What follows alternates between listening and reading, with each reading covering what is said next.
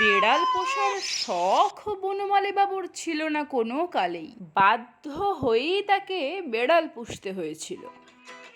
চাষ আছে, বাড়িতে ধান চাল তো থাকবেই, আর ধান চাল থাকলে ইঁদুরও থাকবে। ইঁদুরের সঙ্গে সহাবস্থান আমাদের নিত্যদিনের। এ নিয়ে কে আর তেমন মাথা ঘামায়? কিন্তু বনমালী বাবুকে শেষ পর্যন্ত মাথা ঘামাতেই হলো।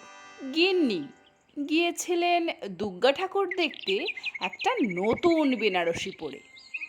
আশ্বিনের প্যাচপ্যাচে ঘামে ভেজা শাড়িটা ফিরে এসে ছড়িয়ে দিয়েছিলেন দুটো মোড়ার উপর। রাতে ইঁদুর সেটা কেটে ফালা ফালা করে রেখেছে। ও মা গো, দেখেছো? ওই দেখো! শাড়ি চিবিয়ে ওদের কোন সুখটা হয় কে জানে। কয়েকদিন ওই ঘরে খেলে বাইরে মরবে, দেওয়া হলো। মরল কিনা কে জানে, তবে কয়েকদিন ওর উৎপাত দেখা গেল না। কিছুদিন পর সেই শূন্যস্থান পূরণ করলো আরও একদল ইঁদুর। এ তো ভারী মুশকিল। জাঁতা কল কেনার কথা বনমালীবাবু একেবারেই ভাবেন না। কেননা জাঁতা কলের বিষ দাঁতের ক্ষত চিহ্ন বনমালীবাবুর বাঁ পায়ের কড়ি আঙুলে এখনো বিদ্যমান। পোস্ট অফিসের রানার দামোদর বলল, বিড়াল পোষেন দাদা, ঘরে বিড়াল ঘুরঘুর করলে ইঁদুর আর ত্রিসীমানায় আসবে না। বিড়াল! নমস্কার, চলে এসেছি আমরা আমাদের নিজেদের গল্পের চ্যানেল তোমাদের গল্প পাঠকে। আজকের গল্পটা একটু অন্যরকমভাবেই শুরু করলাম। সবার কেমন লাগলো অবশ্যই জানাবেন। এটি হলো আমাদের চ্যানেলের ত্রয়োদশ গল্প, 13 নাম্বার। টুকটুক করে এর আগে আমরা 12টা গল্প অলরেডি অডিও স্টোরি ফর্মে পাঠ করে ফেলেছি। এটা ছিল 13 নাম্বার। এই গল্পটা আপনাদের কেমন লাগলো গল্পটা শোনার পরে আমাদের কিন্তু অবশ্যই জানাবেন। আর কোনো যদি ভুল ত্রুটি হয়ে থাকে তাহলে সেটাও জানাতে ভুলবেন না। সঙ্গে বেল আইকনটা ক্লিক করে দেবেন, যাতে করে পরবর্তী সময়ে যখনই কোনো গল্প আমরা নিয়ে আসব সেটা সবার আগে আপনি, হ্যাঁ আপনি যেন শুনতে পান। আমাদের আজকের নিবেদন ডক্টর শীতল গঙ্গোপাধ্যায়ের ছোট গল্প বনমালীর বন বিড়াল। বেড়াল পোষার যোগ্য জন্তু বলে মোটেই মনে করেন না বনমালীবাবু। তবু পুষতে যদি হয়, রাস্তায় ঘুরে বেড়ানো নোংরা বেড়াল তো আর পোষা যায় না। ওরা ওর বাড়ি চুরি করে আর মাঝে মাঝে রাস্তা কেটে দেয়। তখন গাড়ির ড্রাইভারেরা মুশকিলে পড়ে যায়। না জেনে কেউ আগে রাস্তা পার না হওয়া পর্যন্ত তারা গাড়ি দাঁড় করিয়ে রাখতে বাধ্যই হয়। বনমালীবাবু তাই তাদের চাষের মুনিশ মনসারামকে ধরলেন। মনসারা সাঁওতাল, পাহাড় জঙ্গল ঘেঁষে বাস করে, নানা রকম বুনো জন্তু পোষে, শিকার করে। ও একটা বেড়াল জোগাড় করে দিলেও দিতে পারে। মনসা বললেন, কয়েকদিন সবুর কর, পেলে এনে দিব। বনমালীবাবু বললেন, আমার কিন্তু ভালো বেড়াল চাই। বিড়ালের আবার ভালো মন্দ কি বটে? বিড়াল বিড়াল, তোর ইঁদুর তাড়ালো নিয়ে কাজ, সেটা হলেই হলো। কয়েকদিন পর মনসা সত্যিই একটা বেড়াল নিয়ে এলো। বাবু!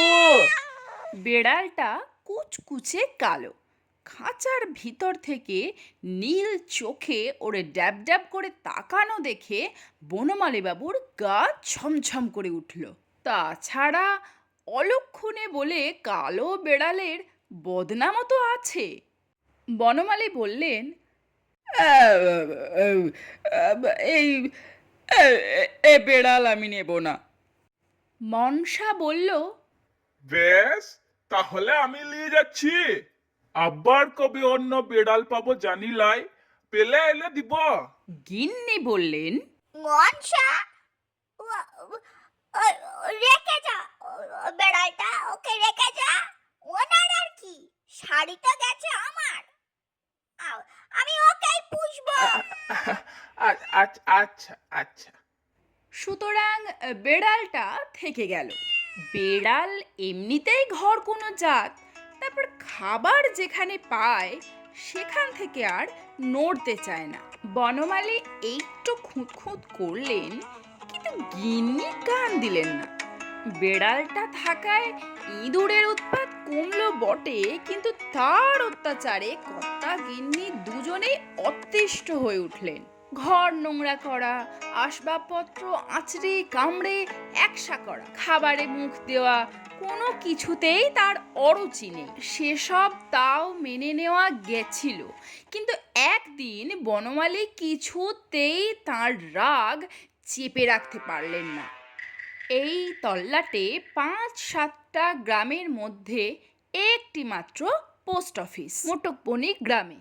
সেই পোস্ট অফিসের পোস্টমাস্টার বনমালী কুণ্ডু। একজন পিয়ন আছে আর একজন রানার।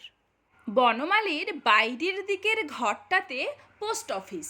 সেখানেই লাল ডাক বাক্সে চিঠি জমা পড়ে। পিয়ন গোবর্ধন চিঠিগুলোকে ডাক বাক্সে ভরে সিল করে দেয়। রানার ৩ মাইল দূরে সেই ব্যাগ বাস স্টপে নির্দিষ্ট বাসে তুলে দেয় এবং হেড পোস্ট অফিস ফেরত চিঠি ভর্তি ডাক ব্যাগ নিয়ে বাড়ি ফিরে আসে। তারপর পিয়ন সেই চিঠি ঘরে ঘরে বিলি করে দেয়। তখন এই সব পোস্ট অফিসের কর্মীদের মাইনে ছিল না, কেন্দ্রীয় সরকার সামান্য ভাতা দিত মাত্র।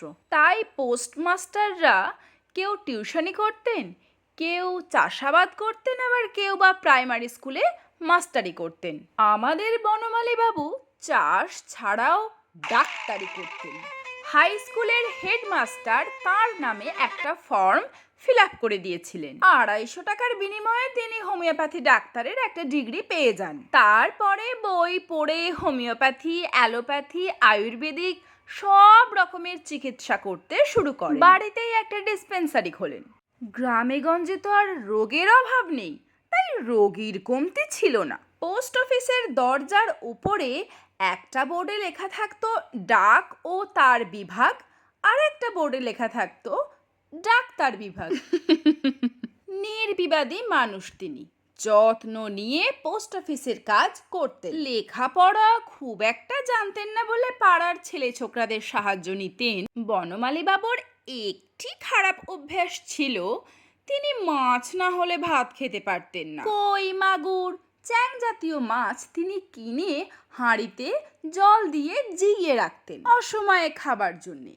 তাও যেদিন থাকতো না সেদিন পুকুরে চান করতে যাওয়ার সময় একটা খ্যাপলা জাল নিয়ে যেতেন এবং চিংড়ি, পুঁটি, মৌরলা যা হোক কিছু ধরে আনতেন। গিন্নি ভাতের সঙ্গে তাই ভেজে দিতেন। এমনই একদিনের কথা, পুকুর থেকে কয়েকটা পুঁটি মাছ ধরে স্নান করে বাড়ি ফিরেছেন। গিন্নি সেগুলো ভেজে দিয়েছেন। এইবার খেতে বসবেন এমন সময় এলো এক রুগী। বনমালীবাবু গিন্নিকে বললেন, শুনছো, ভাতটা বেড়ে রাখো, আমি ওকে ওষুধটা দিয়েই খেতে বসবো। আশেপাশের কোনো গ্রামেই ওষুধের দোকান নেই। ওষুধ আনতে গেলে শহরের দোকানেই তাকে যেতে হবে, সে তো আর কাছে নয়। রোগীর অবস্থা তার মধ্যে খারাপ হয়ে যাওয়াই সম্ভব। গিন্নি ভাত বেড়ে দিয়েছে, পুঁটি মাছ ভাজাও দিয়েছে থালার ধারে। তারপর গিন্নি অন্য কাজে ব্যস্ত হয়ে গেছে। সেই সুযোগে বেড়ালটা পুঁটি মাছগুলো সব খেয়ে নিয়েছে। এই যা যা যা, এ বাবা! একেই তো বনমালী বেড়ালটাকে দেখতে পারতেন না, তারপর ভাত খাওয়াটা মাটি হলো দেখে তিনি ঠিক করলেন তিনি বেড়ালটাকে তাড়াবেন এবং লাঠি নিয়ে তাড়া করে পাড়া ছাড়া করলেন বেড়ালটা। এই চলো চলো, তো বেড়ে চলো। ভাবলেন যাক, বাঁচা গেল। কিন্তু সন্ধেবেলা দেখলেন রান্নাঘরে উনুনের পাশে দিব্যি শুয়ে আছে, যেন কিছুই হয়নি। পিয়ন গোবর্ধন বলল, ওভাবে বেড়াল তাড়ানো যায় না দাদা, ওটাকে বস্তায় ভরে অনেক দূরে ছেড়ে দিয়ে আসতে হবে, যাতে ও আর ফিরে না আসতে পারে। তাই করা হলো। একদিন মাইল ৩ দূরে জঙ্গলের মধ্যে ছেড়ে দিয়ে আসা হলো। এবার নিশ্চিন্তি। পরের দিন আর কোথাও দেখা গেল না তাকে। কিন্তু তার পরের দিন সবাইকে অবাক করে গুটি গুটি পায়ে পোস্ট অফিসে এসে হাজির হলো ঠিক। এবার গিন্নি কিন্তু খুশিই হলো, বললে, দেখলে আমাদের উপর কেমন মায়া পড়ে গেছে ওর। হ্যাঁ, পশু হলে কি হবে, থাকা তারিও না বাপু। সন্তানাদি নেই, বেড়ালটার উপর গিন্নির একটু অপত্য স্নেহ হয়ে থাকতেই পারে। বনমালী আর কিছু বললেন না, কিন্তু মনে মনে ফন্দে খুঁজতে লাগলেন কি করে ওই অলক্ষণী বেড়ালটার হাত থেকে নিস্তার পাওয়া যায়।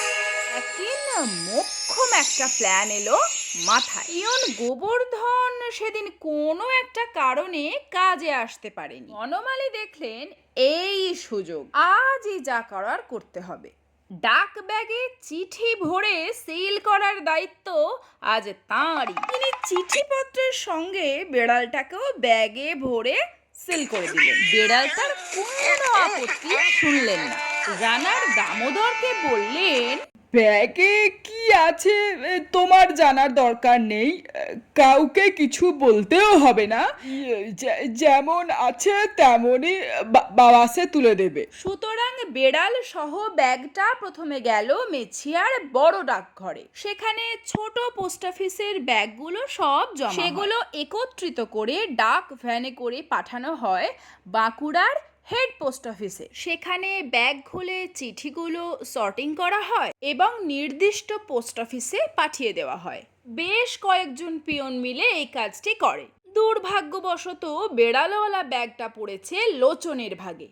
যেমনি ব্যাগ খুলেছে অমনি বেড়ালটা ব্যাগ থেকে ম্যাও ফ্যাচ বলে বেরিয়ে এসে খ্যাচ করে কামড় দিয়েছে লোচনের হাতে। তারপর রাগে গড়গড় করতে করতে ছিটকে এসে বসেছে চিঠিপত্রের স্তূপের ওপর। লোচন তো বাবারে মারে, ভূত ভূত, মেরে ফেললো রে বলে প্রবল চিৎকার আর লম্ফঝম্প শুরু করে দিল। অন্য পিয়নরাও হতভম্ব। তাদের সম্মিলিত চিৎকার আর চেঁচামেচিতে পোস্টমাস্টারও ছুটে এলেন। কি হয়েছে, এত শোরগোল কেন?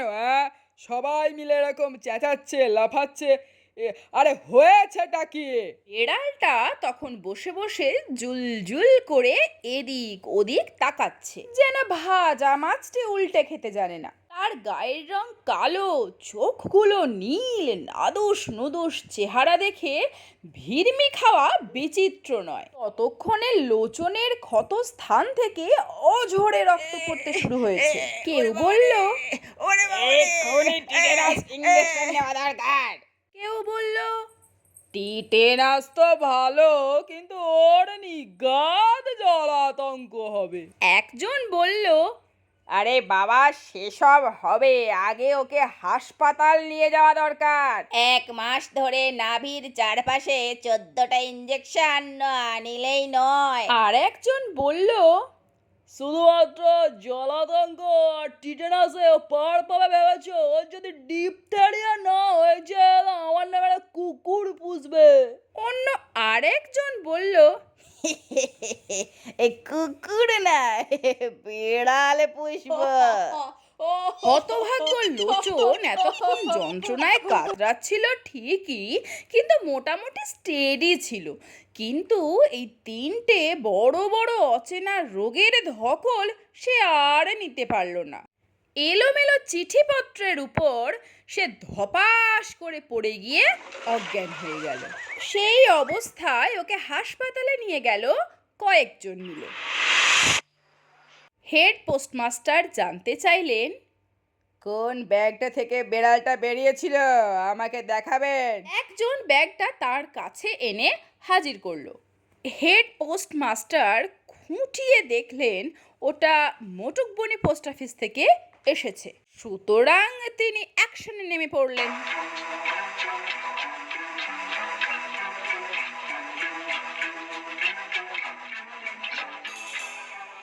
বেশ কড়া করে একটা চিঠি লিখলেন, যার মোদ্দা কথা হলো, এই চিঠি পাওয়ার সঙ্গে সঙ্গে আপনি আমার সঙ্গে দেখা করবেন।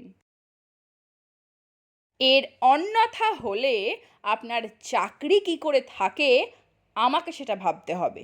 চিঠি পেয়ে বনমালী বাবু তো আকাশ থেকে পড়লেন। কি এমন অপরাধ করেছেন ভেবে পেলেন না। বেড়ালটার কথা তিনি মাথা থেকে সম্পূর্ণ বের করে দিয়েছেন। পরদিনই পড়িমড়ি করে ছুটলেন বাঁকুড়া। কাঁচু মাচু মুখ করে দাঁড়ালেন হেড পোস্টমাস্টারের সামনে। স্যার, আমি মোটুক বণিক পোস্ট অফিসের পোস্টমাস্টার বনমালী কুণ্ডু। আমাকে আপনি ডেকেছেন স্যার?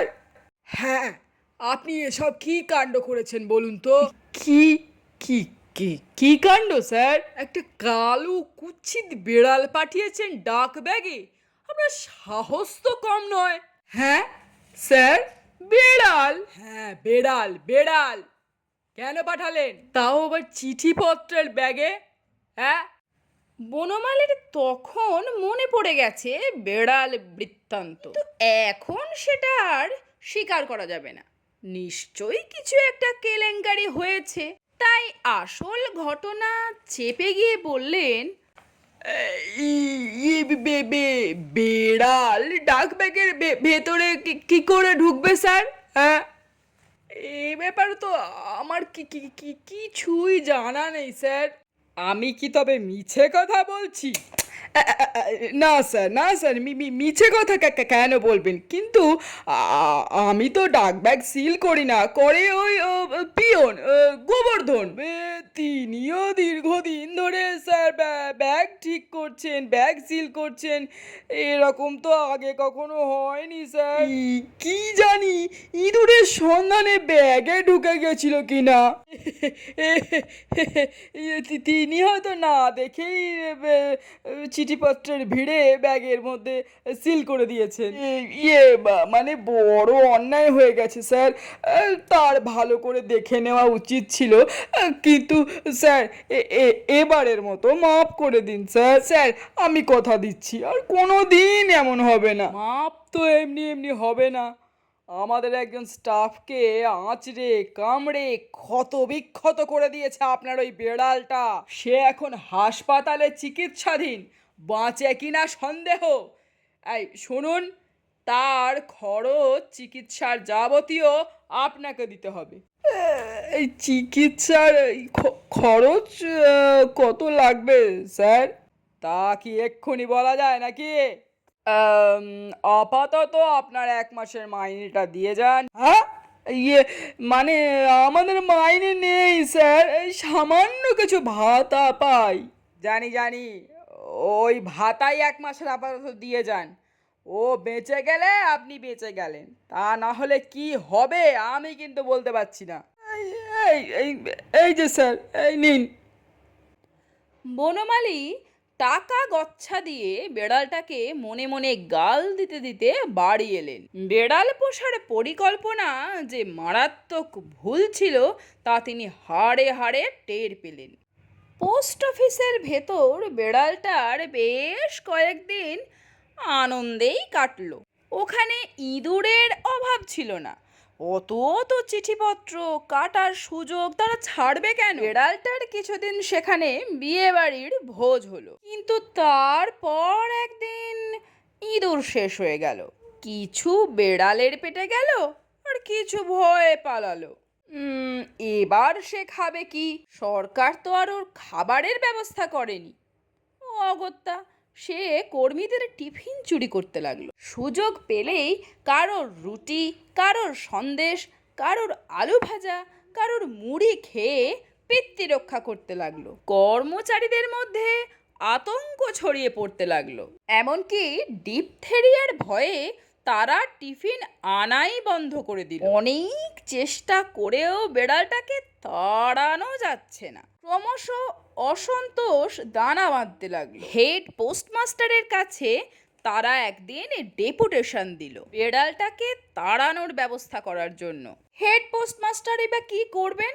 অনেক ভেবেচিন্তে তিনি মিউনিসিপ্যালিটিতে খবর দিলেন। কুকুর, বেড়াল, বাঁদর এই সব জন্তুদের ধরার স্কোয়াড থাকে ওদের পক্ষে বেড়ালটার গতি করা সম্ভব। ওরা এলেও একদিন ওদের সাজ সরঞ্জাম নিয়ে অনেক কায়দা করে, অনেক কেরামতি করে বেড়ালটাকে খাঁচাবন্দি করে নিয়ে গেল। সবাই স্বস্তির নিঃশ্বাস ফেলল, কিন্তু এই স্বস্তি খুব বেশি দিন তাদের ভাগ্যে সইল না। স্কোয়াডের লোক বেড়ালটাকে ধরলো ঠিকই, কিন্তু তাকে পুষে রাখার মতো কোনো ব্যবস্থাই তো মিউনিসিপ্যালিটির নেই। তারা তাই কয়েকদিন পর খাঁচা শুদ্ধ বেড়ালটাকে নিয়ে গিয়ে ধাপার মাঠে ছেড়ে দিয়ে এলো।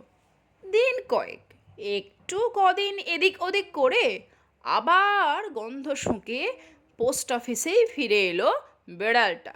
উফ, আবার আবার ফেরত এসেছে, এইবার কি হবে? লোচন ততদিনে সুস্থ হয়ে ফিরে এসেছে হাসপাতাল থেকে। সে বলল, বেড়ালটার ব্যবস্থা দেখছি আমাকেই করতে হবে। বন্ধুরা জিজ্ঞেস করলো, এই এই কি ব্যবস্থা করবি রে তুই? সে জেনে তোদের কি লাভ? বেড়ালটা দূর হলেই তো হলো, আর আমি যেমন করে পারি করব সেটা। এবং একদিন সবার অগোচরে বেড়ালটাকে ভ্যানিশ করে দিল লোচন।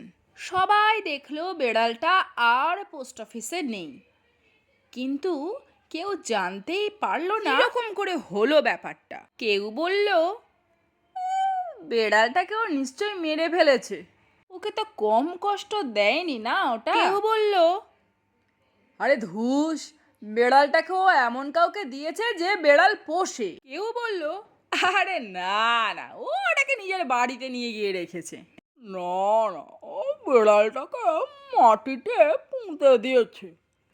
লোচন কাউকে জানালো না বেড়ালটাকে ও কোথায় পাচার করেছে। তবে ভয়ানক জন্তুটার কাছ থেকে নিস্তার পেয়ে সবাই খুশি হলো। যদিও কিছুদিন পরে ইঁদুরের আগমন আবার শুরু হলো।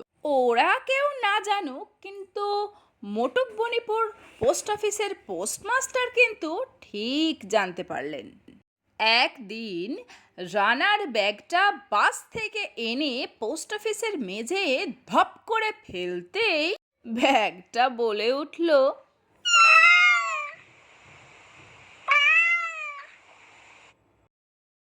আমাদের আজকের গল্প পাঠ এত অবধি। আপনাদের সবার কেমন লাগলো শুনে জানাবেন, আর সেই সঙ্গে আমাদের উৎসাহিত করার জন্য অবশ্যই কমেন্ট করবেন, নিজেদের প্রত্যেকের মহামূল্যবান মন্তব্যগুলো জানাবেন এবং অবশ্যই চ্যানেলটাকে সাবস্ক্রাইব করে দেবেন। Thank you.